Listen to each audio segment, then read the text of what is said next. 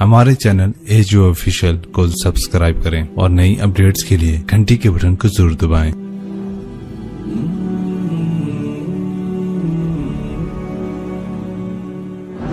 ایک بات، وَإِذَا سَأَلَكَ عِبَادِي عَنِّي فَإِنِّي قَرِيبٌ أُجِيبُ دَعْوَةَ الدَّاعِ إِذَا دَعَانِ فَلْيَسْتَجِيبُوا لِي وَلْيُؤْمِنُوا بِي لَعَلَّهُمْ يَرْشُدُونَ۔ یہ آیت بڑی زبردست ہے اللہ کی رحمت کو بتانے کے لیے۔ ساڈی تا جی سندا ہی کوئی نہیں، یہ عام لوگ جی ساڈی تا رب سندا ہی کوئی نہیں، اور جو بیچارے ان پڑھ لوگ پیر سائیں تہاڈی رب موڑ نہیں سکدا، ساڈی سندا کوئی نہیں، یہ اس سے بھی آگے چلے جاتے۔ او بھائی اللہ بڑا بے نیاز ہے، جس کی چاہے موڑ دے، جس کی چاہے سن لے، لیکن رب سب کی سنتا ہے، یہ یہاں بتانا ہے۔ وَإِذَا، ان نہیں، ان شرط ہے، اذا ظرفیت ہے، تو ان کی بجائے اذا سے ایک دم اللہ کی رحمت کا دروازہ کھلتا ہوا نظر آتا ہے۔ اذا سألک، عنی پہلے ہونا چاہیے، عبادی بعد میں ہونا چاہیے۔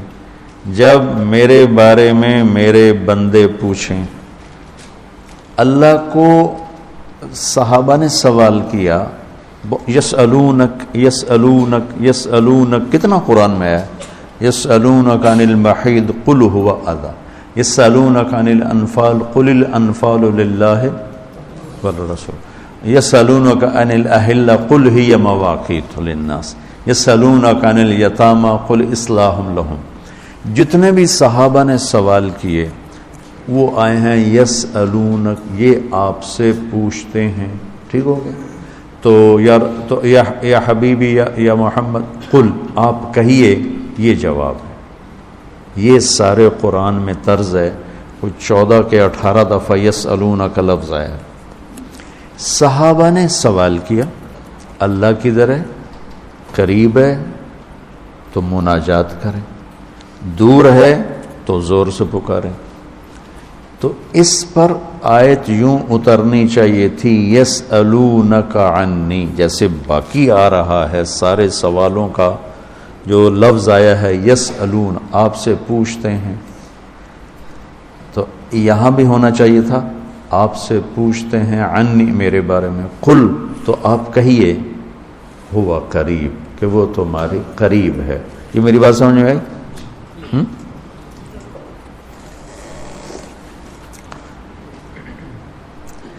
یہاں اللہ تعالیٰ نے وَإِذَا سَأَلَكَ، یسألون کا مطلب ہے کہ ابھی یہ جواب ہے، بعد میں بدل سکتا ہے۔ یسألونک عن کذا قل ہوا، تو یسألونک اور قل ہوا میں حتمی نہیں ہے، ابھی یہ بات ہے، کل کو بدل بھی سکتی ہے۔ اذا کا مطلب ہے کہ یہ ابدی جواب ہے، یہ جواب قابل تبدیل نہیں ہے، یہ آگے جو جواب آئے گا وہ ہمیشہ کے لیے ہے۔ اب سنو، وَإِذَا سَأَلَكَ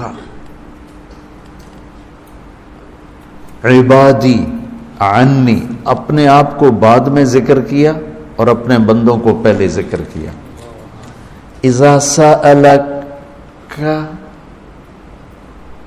الناس المؤمنون، یہ آ سکتا ہے نا، العباد، اذا سألک العباد، کیا کہا؟ عبادی، اللہ کو یہ سوال اتنا پسند آیا، اللہ کہ تم تو ہو ہی میرے بندے، میرے بارے میں اپنے آپ کو بعد میں ذکر کیا اور عبادی کو پہلے ذکر کیا۔ اب میں ایک مثال دیتا ہوں آگے، جو فإنی قریب، میں پوچھتا ہوں مولوی شاہد صاحب سے کہ مولوی عدنان کدھر ہیں؟ تو مولوی شاہد صاحب کے ذمہ ہے جواب دینا کہ جی یہ بیٹھے ہیں، ٹھیک ہے نا؟ میں پوچھتا ہوں مولوی شاہد، مولوی عدنان کدھر ہیں؟ تو مولوی شاہد کے جواب دینے سے پہلے مولوی عدنان کہ جی میں ہوں، کوئی فرق ہوگا؟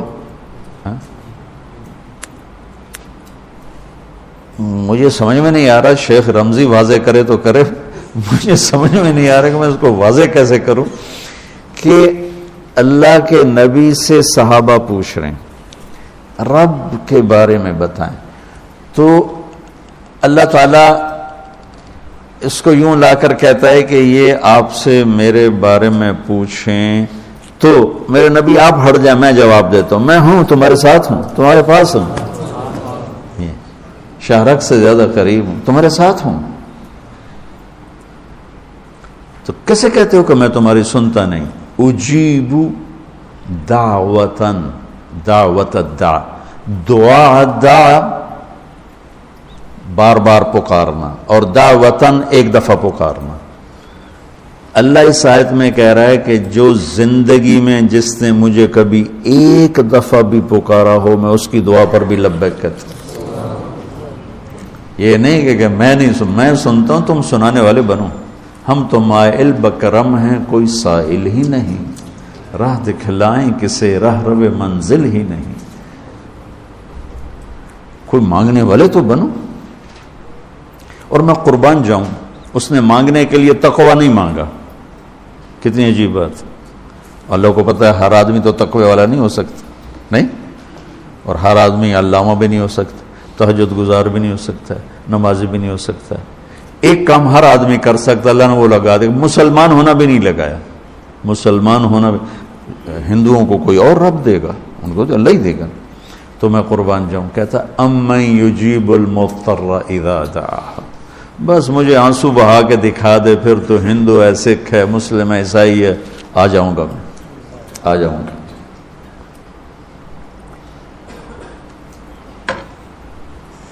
سب کی سنتا. اجیب الدعوت الداع، ایک دفعہ بھی جو زندگی میں پکارتا ہے نا، اذا دعان، جب جس وقت اس کی زبان سے یا اللہ نکلے گا میں لبیک کہتا ہوا ہوں. تو اس آیت میں بڑی تسلی اللہ نے دی ہے، بڑی تسلی دی ہے کہ اللہ کو پکارو، اللہ سے، صرف اللہ سے مانگو، صرف اللہ سے مانگو. وَإِذَا سَأَلْتَ فَاسْأَلِ اللَّهِ وَإِذَا اسْتَعَنْتَ فَاسْتَعِنْ بِاللَّهِ. مخلوق سے مت مانگو، پکارنا ہے تو صرف اللہ کو پکارو. اللہ نے خوبصورت مثال دی، ان الذین تدعون من دون اللہ لن یخلقوا ذبابا. اللہ تعالیٰ فرماتا ہے مجھے چھوڑ کر میرے بنائے ہوئے بندوں سے مانگتے ہو، ان سے کہو ایک مکھی بنا کے دکھا دے. اگر یہ ایک مکھی بنا کے دکھا دیں تو میں نہیں چھاڑ دے، نہ تو کل مانگ لے. ارے یہ مکھی کی ایک ٹانگ نہیں بنا سکتا، تو تم ان سے کیوں مانگتے ہو؟ ان سے مانگو، اس سے مانگو جس نے انہیں بنایا.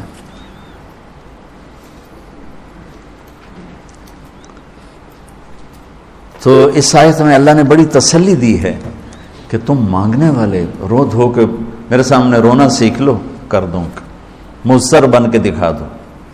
جیسے ہمارے ہاں دعائیں مانگی جاتی ہیں، ہاتھ ادھر ہوتے ہیں اور گا گا کے ربنا آتنا، یہ دعا ہے؟ یہ تو دعا کا مذاق ہے، اس کو دعا کہتے ہیں.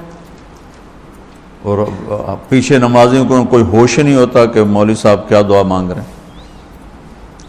دعا تو ایک پکار، ایک فریاد ہے، عرش کو ہلا دے. اگر کوئی تڑپ کے اللہ کو دکھا دے تو. اس کے بعد ایک بڑی خوبصورت بات آئی ہے، وہ بتانا چاہتا ہوں.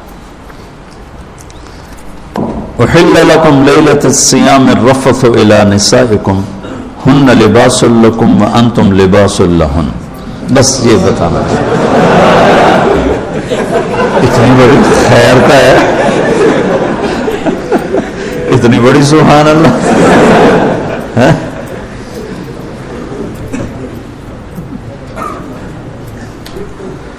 دنیا میں جو اللہ نے رشتے بنائے ہیں